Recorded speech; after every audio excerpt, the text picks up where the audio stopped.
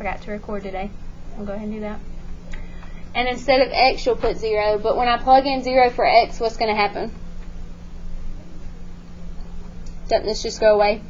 And I'd have what? Alright, is 0 greater than or equal to -2?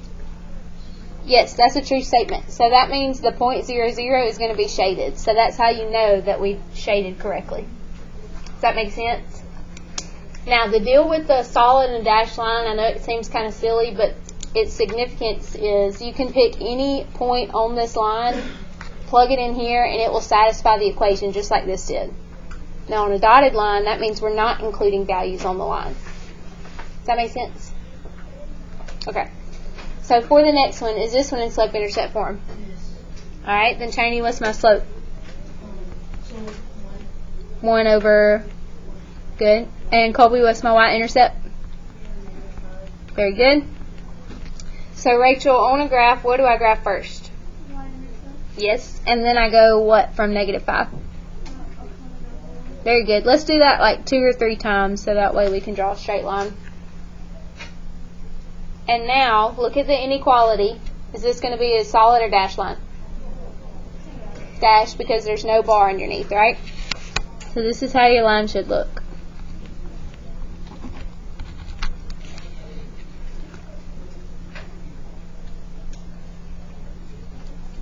This means that any point that I pick off of this line and plug it in, it won't work. So we're not including them. That's what the dashed line means. Now, Yvonne, if you'll come up to the board for me for just a second. Point to me where I would shade for my line. Good. The inequality sign says less than, so I'll shade less than my line. Thank you.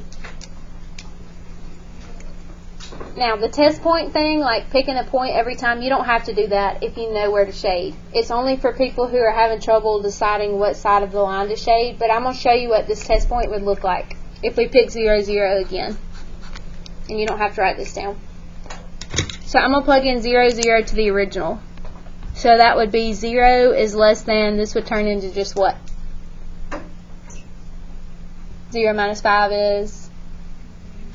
And is 0 less than -5?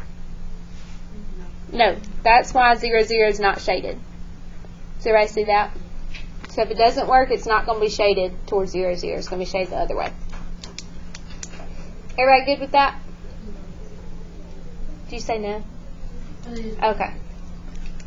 Alright, Shania, is this one in slope-intercept form? So what should we do first then?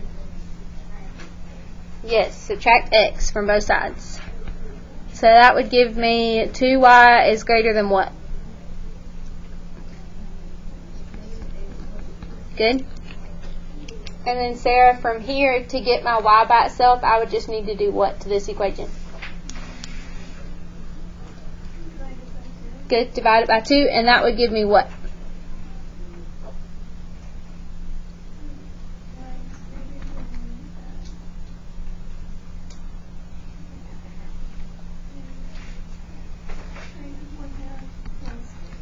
Very good. Yes, Tiny. Okay. Alright, Randy, what's my slope then? Good. And Meredith, what's my y-intercept? 0 and 3. And which one do I graph first? 0. Yep, and then I would go what? Down 1. Over to, yes. Which way? Right. Very good.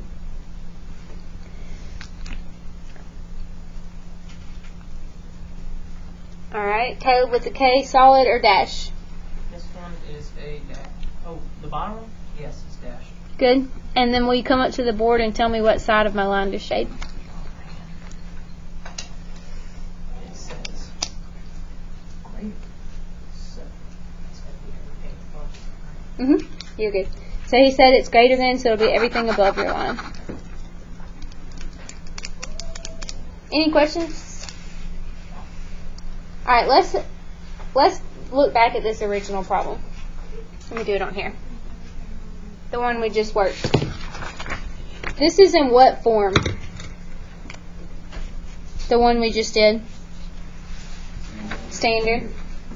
So you remember I taught y'all a way to find the slope of y-intercept in standard form. How do I find the slope? Negative A over B. So the slope would be, Negative 1.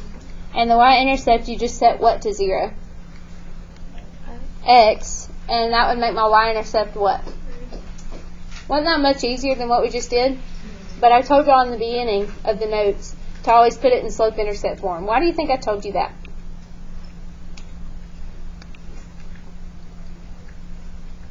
Think about it. What now? No, I can find the slope in standard form. There's a reason, though, I told you to put it in slope-intercept form instead of standard form. So you might see why. Because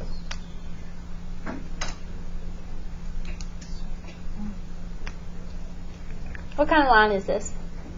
Solid or dash? Do we shade above or below? Looking at this right here. So why couldn't we just do it in standard form?